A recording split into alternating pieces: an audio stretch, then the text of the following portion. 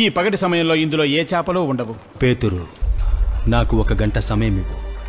నీకు నేను పూర్తిగా కొత్త జీవితాన్ని ఇస్తాను.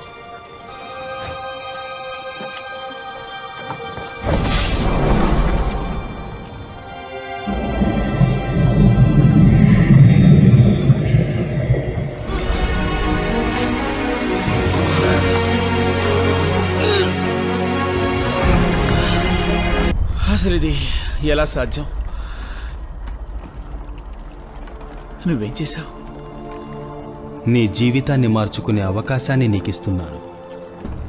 పేతురు, నువ్వు నాతో వచ్చేయి.